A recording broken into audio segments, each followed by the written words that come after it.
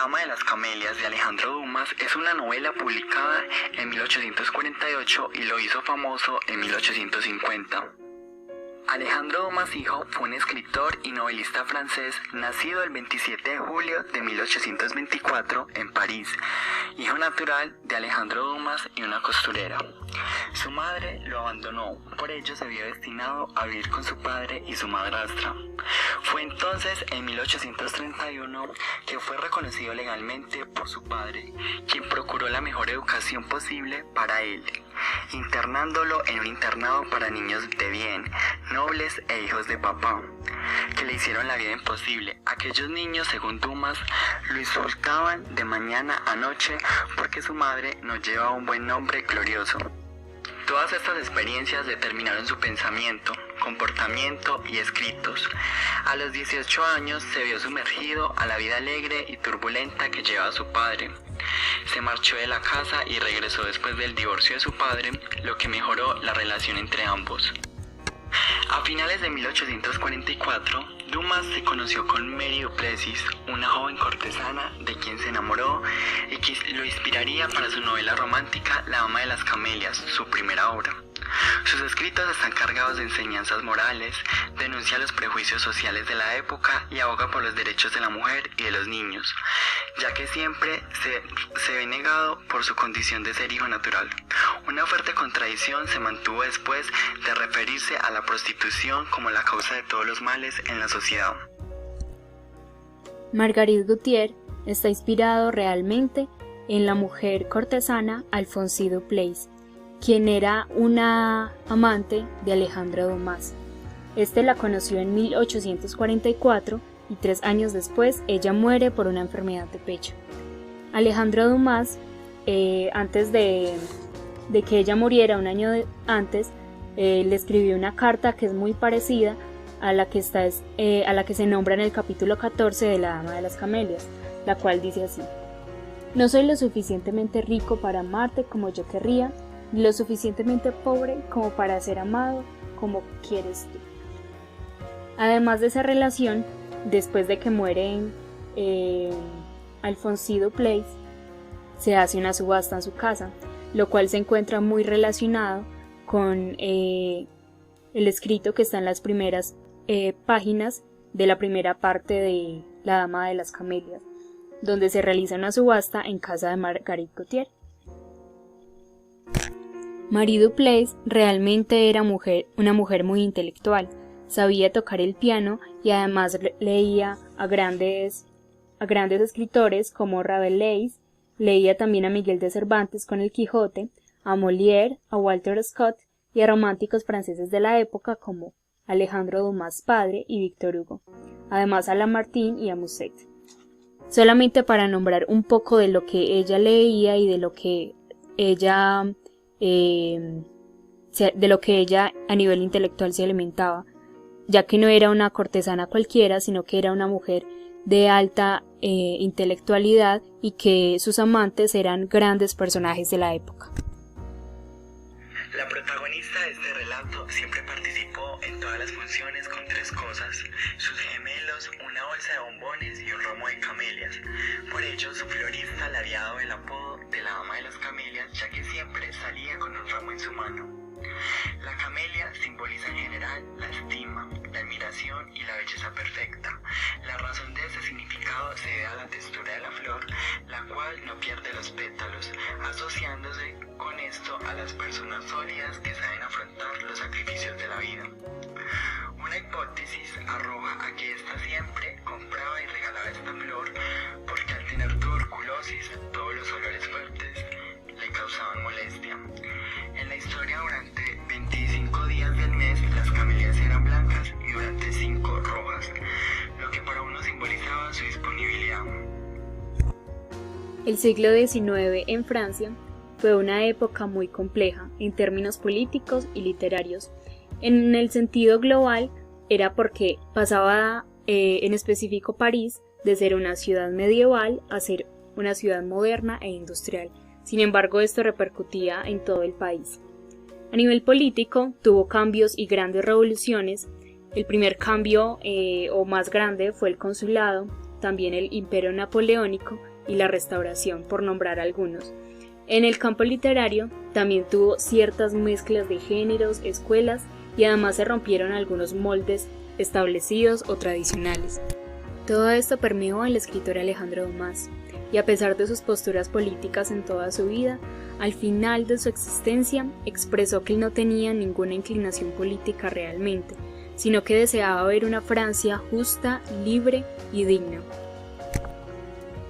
La Dama de las Camelias se considera una novela histórica, dado que en ella se ve la transición entre el romanticismo y el realismo.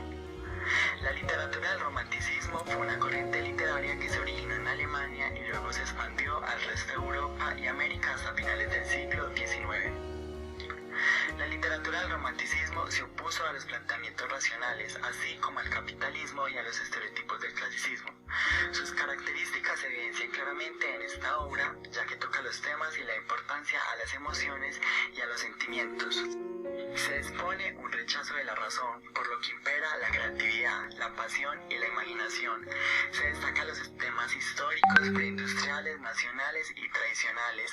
Se presenta una visión idealista en el cual el ser humano siempre está en busca de la libertad y lo romántico. En conclusión, se destacan los temas del amor, la muerte, la naturaleza, las ruinas, lo tradicional, la libertad y el desengaño.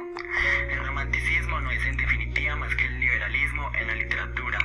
Así pues, la revolución en el campo de las letras corresponde a la revolución en las calles. El realismo se destacó por ser objetivo, por rechazar la fantasía y por tocar temas cotidianos. El principal expositor en Francia fue Balzac. Sin embargo, también existía, como se nombró anteriormente, el romanticismo aún en esta época, donde su principal expositor era Víctor Hugo. La mezcla que hace Alejandro Dumas del realismo y el romanticismo es muy notorio en esta obra, ya que trata de ser muy objetivo, pero no deja de lado los sentimientos, no los abstrae totalmente de su obra ni de sus personajes. Así que, según lo anterior, que exponíamos que la época iba a ser muy revolucionaria y que además iba a tener mucha mezcla a nivel literario, aquí se puede demostrar notoriamente, no solamente a nivel de género, sino también a nivel de movimiento literario. La novela está dividida en 3 bloques narrativos, los cuales están relatados por 3 narradores diferentes, escritos en un lenguaje simple y estructurado en 27 capítulos sin títulos. El primer bloque está constituido por un narrador editor que conoce al personaje principal. El narrador, que actúa como un personaje sin mencionar su nombre o quién es en la obra, descubre por casualidad que una cortesana ha muerto y que sus activos serán subastados para cubrir sus deudas. La muerta era Margarita, una bella entretenida que conocía de vista por su fama en la ciudad, ya que asistía elegantemente a todos los estrenos de ópera y teatro. Su fama como cortesana era por las relaciones que mantenía con importantes hombres. El narrador va a la subasta, que tenía gran cantidad de personas, ofreciendo mucho dinero por un libro llamado Manon Lescaut, que llevaba escrita una dedicatoria. Después de todo esto, Armando Duval, quien es el protagonista de esta historia, visita al narrador en un estado deplorable y deprimido, y le pide, mejor dicho, le ruega que le devuelva aquel libro por su significado simbólico. Allí el narrador opta por entregarle el libro. De ahí inicia una buena amistad entre ambos. De ahí Armando decide buscar el cuerpo de Margarita, su amor, y transferirlo a un lugar destinado solo para ella. El narrador llega y ve al joven en un estado depresivo, a razón de la transferencia del cuerpo y porque tuvo que estar presente. Leeré textualmente lo que le dice Armando al narrador antes de enterrar a Margarita. Es lo único que puede curarme. Tengo que verla. He estado sin dormir desde que supe de su muerte y especialmente desde que vi su tumba. No puedo entender que esa mujer a quien abandoné tan joven y tan hermosa esté muerta. Tengo que cuidarme a mí mismo. Tengo que ver lo que Dios ha hecho con el ser que tanto amaba y tal vez el asco del espectáculo reemplace la memoria. Después de esto, en unión de su amistad, tanto Armando como el narrador se unen. Allí es donde Armando comienza a contarle la historia de amor que sucedió entre ellos dos. En este sentido, leído aparecen en esta primera parte tres personajes. El primero es el narrador, que no conocemos nada, no sabemos su nombre, no sabemos quién es, solamente que se limitará a contar la historia. El segundo personaje es Margarita, que se sabe de entrada que es la protagonista y que va a morir, que es muy elegante, que es muy bella y que era cortesana. Y el tercer personaje es Armando, que aparece como aquel amante, aquel hombre que amó a Margarita pero que la abandonó. En la segunda parte, el narrador protagonista Armando Duval le cuenta a su compañero y nuevo amigo cuál fue la relación de él con Marguerite, además de darle voces a ella y a otros personajes, entre los cuales están Marguerite Gautier, Armando Duval, Gastón, amigo de Armando, Prudence, quien era vecina de Marguerite y era su modista, y de alguna manera también era como una Celestina, ya que era como mediadora entre Armando y Marguerite. Además está el viejo duque, que es de quien depende económicamente Marguerite. Está Nanina, la servidora de Marguerite, y el señor Duval, padre de Armando, quien luego entabla una charla con Marguerite. Armando cuenta los hechos cronológicamente y como es un relato retrospectivo donde él ya sabe el final de la relación, entonces él lo cuenta de manera reflexiva, aunque trata de ser muy objetivo en su relato. Es reflexivo en cuanto reconoce la bondad de Margarita y va como reconociendo poco a poco también sus errores. Y también muestra cómo en la sociedad hace que se repitan estos dramas, aunque de manera no tan explícita. La novela es enriquecida con un escrito detallado acerca de los lugares de París de esa época, lo cual nos sitúa y nos hace realmente reconocer lo que los personajes o dónde los personajes se situaban y cuál era su contexto. Los Campos Elíseos es una gran avenida de París, es una de las principales ya que comunica el Arco del Triunfo con la Plaza de Concordia.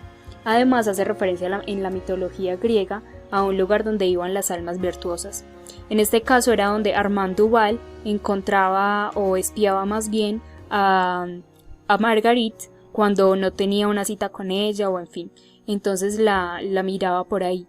Además, un lugar muy concurrido de esa época era el Teatro de Variedades. De hecho, habían varios teatros y Marguerite, por ejemplo, tenía un palco personal donde se reunía con el viejo duque, con su vecina o con amigos. Por último, el tercer bloque, el más breve, corresponde al diario de Margarita. En él, a modo de carta, Margarita le pide perdón a Armando por lo sucedido. Ella también se arrepiente de la vida que llevó, es decir, ella reconoce que en el fondo también le hubiera gustado ser respetable, estar dentro del orden y que la sociedad no ha hecho más que defenderse de ella. No ha maldecido, ha bendecido, ya es recuperable. Una vez más todo sea para bien, una vez más la muerte posibilitará la canonización de una generosidad que sería intolerable en la vida de un ser socialmente indigno de poseer virtudes. Así pues, Margarita se siente culpable de la vida que llevó. Por último, ella muere y para continuar con el diario, su amiga Julia sigue escribiendo lo que sucede después de la muerte, cómo llega el sacerdote, le pide a Dios que perdone sus pecados. Este último relato aparecen tres personajes. Margarita, que como ya hemos dicho, ella se encuentra en un estado de arrepentimiento. Su amiga Julia, que es la encargada de darle continuidad a la historia, de contar cómo ella muere, y el sacerdote, que es el encargado de purificar aquella alma maldita. La sociedad y la moral. En el reinado de Luis Felipe hizo ascender la burguesía. Sin embargo, cuando empieza la Segunda República en Francia, es que la burguesía tiene su mayor auge. Lo que permite esta nueva burguesía es la estrechez de miras, los prejuicios y el aumento de egoísmos. Dumas en esta obra trata de beatificar a Margarita, o mejor dicho, a las cortesanas en general en su texto, pero no trata tampoco de ofender o de condenar a la burguesía, quien a final de cuentas permite la existencia de las cortesanas sin ingresarlas totalmente a sus casas. Es decir, solamente están para su solaz, pero no valen como mujeres. Las cortesanas tampoco pueden volver a ingresar a esa vida común, ya que ya no están enseñadas a estar sujetas, a estar dependientes económica y físicamente. en el caso de Margarita está enseñada a ser independiente, segura y superior en este caso a Armand, quien es mezquino y sometido, y muy inseguro a diferencia de Marguerite, quien ya tiene una vida.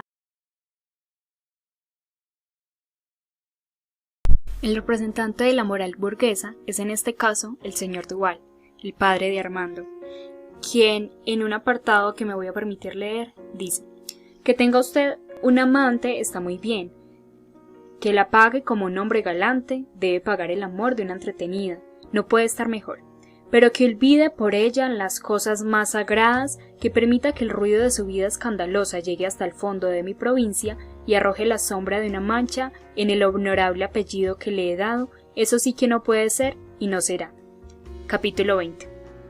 Cuando me refiero a esto, es porque el señor Duval era un burgués ejemplar, honesto, entre comillas, pero él también tenía una doble moral, es decir, permitía que hubiera una mujer cortesana o varias mujeres cortesanas a quienes se le comprara el amor, pero no permitían que sus esposas, o mejor dicho, permitían o exigían que sus esposas fueran santas. Entonces ahí está esa doble moral en la que ellos deseaban o necesitaban más bien de las mujeres cortesanas y no les permitían a ellas tener familias o de pronto realmente amar como quería Margarita, sino que las obligaban a tener esa posición. De alguna manera, que Margarita tuviera esa libertad también estaba sujeta a la sociedad o a la moral de la época, ya que se les consideraba meramente como una máquina de hacer dinero o de que cogían dinero y que no tenían corazón. Margarita siempre hace esta separación entre una mujer cortesana y el amor que debe sentir, es decir, solamente se les cataloga en que el amor está comprado para ellas, lo cual es un prejuicio que se conserva incluso hasta el final de la obra. Cito el capítulo 10. Esta vida febril que llevo, que es lo que me sostiene. Además, cuidarse está bien para las mujeres de la buena sociedad que tienen familia y amigos. Para nosotras, en cuanto dejamos de servir a la vanidad o al placer de nuestros amantes, nos abandonarán. Margarita estaba muy consciente que en su escasa edad ella era hermosa, pero que eso era simplemente pura vanidad, ya que cuando esas mujeres, digámoslo así, dejaban de servir, entre comillas, para lo que estaban destinadas como cortesanas, las desechaban. Entonces, por eso ella en la segunda parte demuestra que quiere irse a otro lugar, que quiere cambiar esa vida, y lo cual Armando, que digámoslo así es un pequeño también representante de la sociedad burguesa de ese tiempo, Margarita le dice a él: no me condenes a la vida que llevaba, y Armando constantemente le está diciendo que confíe en ella, que más bien salga de esa vida, pero que salga a depender de él, o que tenga ciertas condiciones, que tenga ciertas cosas. Le dice, por ejemplo, que siga con las joyas, con el pudor que ella tiene, porque él piensa que cuando ella venda esas comodidades, esas cuestiones materiales, ella lo va a dejar a él. Entonces la está, mejor dicho, obligando a ella o más bien la está con ese prejuicio de que ella sigue aún interesada. Y ella le dice que quiere volver a lo sencillo y que el cariño que ella le tiene a él es desinteresado, lo cual él en cierto sentido no entiende, y la sociedad de ese tiempo tampoco. Capítulo 26. En espera de la metamorfosis moral, una metamorfosis física se había obrado en Marguerite. Yo había emprendido su curación y la pobre chica, adivinando mi intención, me obedecía. Sin brusquedades y sin esfuerzos, había conseguido aislarla casi de sus antiguas costumbres. Miremos que ella al principio de la obra o de la segunda parte donde está narrando Armand, ella quiere hacer un cambio pero por sí misma. En ese caso Armand era quien quería hacer el cambio en ella y de la forma en que él quería. Pero ella ya había venido haciendo ciertos cambios y que de alguna manera no podía hacerlos por la sociedad, o en ella simplemente estaba como catalogado mal visto. Al principio de la obra, en la segunda parte, ella le había dicho a él, le había puesto 3 condiciones si él realmente la quería amar, y era una de ellas que él la debía obedecer ciegamente a ella. Pero ya en este caso, en la tercera parte, es ella quien debe obedecerle a él y a la moral, a lo que él estaba de alguna manera también presionando a ella. La muerte y la enfermedad sin duda son dos temas principales que enmarcan el relato. La enfermedad siempre estuvo presente en la vida de la protagonista, pero sin duda no se puede identificar que ella muere principalmente a causa de su enfermedad, ya que se puede relacionar que ella pudo haber muerto por causa de aquel olvido, de aquel abandono de su amado. Como se muestra al principio de la obra, cuando ella está en compañía de su amante, se siente mucho mejor y comienza a recuperarse, pero cuando éste la abandona, ella empieza a verse desmejorada. Pero ¿cuál era la enfermedad que tenía Margarita? Margarita padecía tuberculosis, que es una enfermedad infecciosa bacteriana que afecta principalmente a los pulmones. Es producida por la Mycobacterium tuberculosis, que es una bacteria que produce tos crónica con sangrado, fatiga, fiebre, sudoración, pérdida de peso y apetito. ¿Por qué esta enfermedad se empezó a propagar tanto en el siglo XIX? Lo que sucedió es que con la necesidad de mano de obra llevó a cientos y miles de campesinos a poblar los núcleos urbanos. En muchos casos ellos eran personas con falta de higiene, lo que causó que la enfermedad se propagara fácilmente. Sin embargo, la tuberculosis era una enfermedad elegantemente en este siglo y las más grandes heroínas de la novela y el teatro solían morir bellamente de ella. Para los románticos, la enfermedad era una forma superior de la vida, más espiritual y profunda. Representaba lo misterioso, lo angustioso, lo siniestro, el lado nocturno de la vida. La enfermedad en ciertas ocasiones dejaba de ser un estado físico o de ser un malestar, donde los individuos comenzaban a otorgarle nuevos significados, es decir, se convierte en metáforas, se convierte en un padecimiento deseado. ¿Por qué? Porque la enfermedad comienza a convertirse en la forma más bella de morir. Los escritores empiezan a identificar la enfermedad relacionándola con la sensibilidad, la creatividad y la vida bohemia. Ellos decían que la muerte y la enfermedad suelen ser hermosas como la fiebre física de la consumación. Sudoraciones nocturnas, noches de fiebre, manchas delatadoras de sangre sobre pañuelos blancos, palidez sepulcral, eran algunos rasgos distintivos de la tuberculosis durante la época del romanticismo europeo, donde las mujeres se sometían a rigurosas dietas de vinagre con agua. No dormían para tener un semblante cadavérico, y el ser pálido, ojeroso, delgado con largas cabelleras negras expresaban la belleza. La belleza de una vida producida por una enfermedad, la enfermedad de la moda, que era la tuberculosis, bautizada durante esta época como la tisis o la plaga blanca. Debido a su estado de fallecimiento que producía la enfermedad, muchos artistas encontraron en ella un medio de expresión recreadora, abarcando un campo infinito de ensueños, sufrimientos y sentimientos eróticos.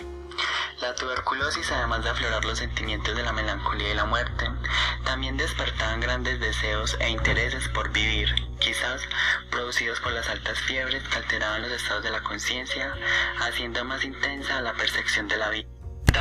También se puede, por ejemplo, decir que la enfermedad y la muerte eran aquellas encargadas de purificar el alma de estas mujeres pecadoras. Por ejemplo, en la Dama de las Camelias nos dice: Dios había sido clemente con ella, puesto que había permitido que llegara a sufrir el castigo ordinario, y la había dejado morir en medio de su lujo y su belleza antes de la vejez, esa primera muerte de las cortesanas.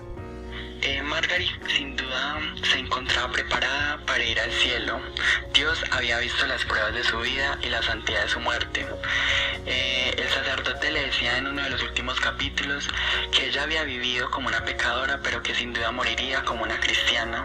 En resumidas cuentas, se puede decir que la enfermedad era un estado positivo, porque mientras debilitaba la voluntad, debilitaba el cuerpo, fortalecía la mente, fortalecía el espíritu y aquella alma que había sido denigrada por la sociedad. A nuestro juicio de valor, la prostitución es el tema más importante de esta obra, por la gran crítica que hace a la sociedad. Pero se debe tener en cuenta al hablar de este tema que se debe hacer una diferenciación entre los términos, entre el término de prostituta y el término de cortesana en dicho contexto.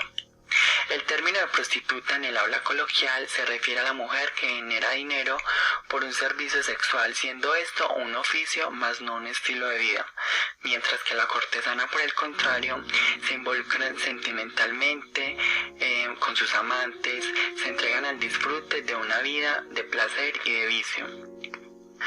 En la sociedad el tema de ser entretenida es considerado un aspecto denigrante para el progreso y al mismo tiempo uno de los oficios más castigados, ya que produce en las personas un sentimiento ambiguo. ¿Y cuál es ese sentimiento ambiguo que genera esta profesión o este ejercicio? Es el desprecio por una acción tan inmoral, la curiosidad sobre un mundo fuera del pudor y la ética conservadora. En el caso de nuestra protagonista Margarita, ella es una cortesana que con su belleza y su juventud no tiene más de 20 años y dispone de una residencia para recibir a sus clientes que son sumamente ricos, son condes, personas adineradas.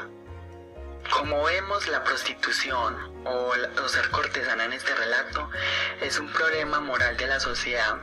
Tal como puede suceder hoy en día, es el caso de Margarita. Ella nos dice en el relato cuando está muy enferma, ella dice que se cuiden las mujeres honradas, que tienen familia y amigos, pero a nosotras cuando ya no nos podemos servir a la vanidad o al placer de los que nos sostiene, nos abandonan y a los días interminables suceden las noches sin fin. Eso lo dice en el capítulo 5.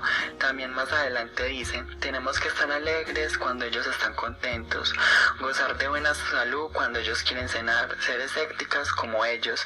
Se nos prohíbe tener corazón, ya no pertenecemos, ya no somos seres, sino que somos cosas. Claro, y es que Margarita en su condición de ser cortesana no podía enamorarse, porque ser enamorada es faltar a los principios de los hombres que la buscaban. Ella tampoco podía estar enferma, porque si estaba enferma ya no podría ser una buena prostituta, ya no podía ser una buena cortesana. En esencia, en esta obra se muestra esa denuncia a la hipocresía, a los prejuicios sociales de una sociedad que condena públicamente la prostitución, sometiéndolas a justificaciones, a prejuicios que en fin y al cabo no son temas muy alejados de la actualidad. Y a esas mujeres se les criticaba, pero había algo oculto entre ellos, era que se justificaban privado. Ellas tenían amantes o tenían personas públicas que obviamente ante lo público las trataban mal, pero las personas más adineradas eran las que las buscaban, pero les decían que guardaran silencio. Igual lo hacían las mismas mujeres. Por ejemplo, cuando ella muere, la casa está llena de mujeres, porque las mujeres de esa época tenían, por decirlo así, la envidia de querer saber cómo vivían ese tipo de mujeres, qué lujos tenían, qué joyas poseían, cómo era su casa. Claro, y es que hablar de prostitución es un tema muy importante porque, mirarlo desde una obra ya tan clásica, una obra tan trascendental que ha sucedido tanto tiempo, y mirar que la moral y los temas de la prostitución siguen tan vigentes y aún se sigue mirando desde esa misma moralidad, se sigue reprochando por esas formas tan diversas de vivir, esas formas tan diversas de existir, es como algo contradictorio y complejo, porque se supone que la sociedad actual ha cambiado mucho la concepción en cuanto a las mujeres, pero ahí es de pensar qué sucedió con ese pensamiento de ampliar la libertad de las mujeres, porque Margarita es ese pilar de la libertad, porque ella siendo prostituta es el máximo representante de libertad en la obra, porque Margarita representa unos ideales de libertad e independencia, tanto económica como moralmente. Ella decide qué hacer, decide con quién estar, ella es la que decide qué quiere hacer con su vida. En la obra se dice que Margarita tenía otros amantes, otras personas a las que ella se había entregado y a quienes estas personas les habían entregado todo su amor, incluso más allá del dinero. Sin embargo, esta nueva relación con Armand Duval, ella saca otro tipo de expresiones, ya que en este momento realmente quiere cambiar y volver a lo sencillo. Voy a leer el capítulo 23 que dice: cuando la existencia ha contraído un hábito como el amor, parece imposible que ese hábito pueda romperse sin quebrar al mismo tiempo todos los resortes de la vida. Si ella realmente se iba a enamorar de Armand Duval, toda su vida iba a cambiar, pero también digamos que sí tiene un eco en la sociedad de ese tiempo, porque esas mujeres no podían amar. Cuando Armand Duval empieza a tener una relación con ella, él empieza a celarla de una manera obsesiva, incluso diría que tóxica, porque él quiere dominarla y ella tiene cierta independencia que las mujeres de esa época no se podían dar. Cito: hacia las 12 un coupé que conocía perfectamente se paró cerca del número 9. El conde de G bajó de él y entró en la casa tras haber despedido a su coche.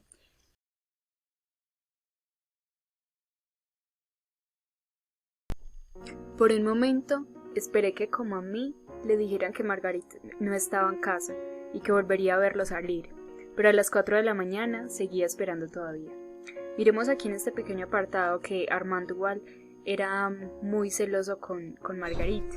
No cumplía como con una de las obligaciones que debía hacia ella cuando tuviera esta relación, y es que constantemente la espiaba. Y para mí él estaba muy obsesionado con ella, con ese amor que le tenía. Él en algún momento también dice que para él es un gran privilegio que ella, después de amar a tantos hombres, ya se quede solamente con él. Entonces él está siempre como muy indeciso, muy inseguro de él mismo. De hecho, cuando estaba como enojado con ella, tiene una reacción muy adolescente para mí y dice: si me encuentro con ella, pensaba, afectaré un aire indiferente y se convencerá de que ya no pienso en ella. Entonces miremos que como de forma inmadura trata de decir: no, si ella pasa por ahí yo no la volteo a mirar, como para que piense que yo no estoy ya pensando en ella. Entonces, de alguna manera él estaba obsesionado con ella y tomaba acciones muy inseguras de él mismo. El estilo de esta obra nos muestra cómo los héroes románticos son con frecuencia prototipos de rebeldía y en busca de libertad. El estilo de la novela es más funcional que novelesco. El relato avanza a base de frases cortas, con muchos puntos y apartes, diálogos abundantes y gran sentido en lo teatral que la llevará, como mostraremos más adelante, al teatro, mezclando prosa y verso o revolucionando la métrica y volviendo a las rimas más libres y populares como la sonante. En 1852 se estrenó y publicó la versión teatral de esta obra, que tuvo más acogida porque Dumas le limó las asperezas que había dejado una mal conciencia acerca de los hombres. Entonces le quitó un poco de esa sensibilidad que tuviera hacia los hombres y la presentó en la versión teatral. En la ópera del compositor italiano Verdi, La Traviata fue estrenada en Venecia. Luego la retocó una vez más y tuvo un éxito ininterrumpido en 1854. Fue de las más populares en esa época. Luego su fortuna siguió en el cine. Desde 1909 se hicieron 20 películas. Una de las principales reflexiones que nos queda con esta obra es la idea que nos plantea Steiner en la idea de Europa, ya que él habla de grandes pensadores, grandes intelectuales que, por ejemplo, iban a cafés de Europa, pero también nos habla de grandes guerras, grandes estragos que dejó Europa a nivel mundial y que hicieron mucho daño.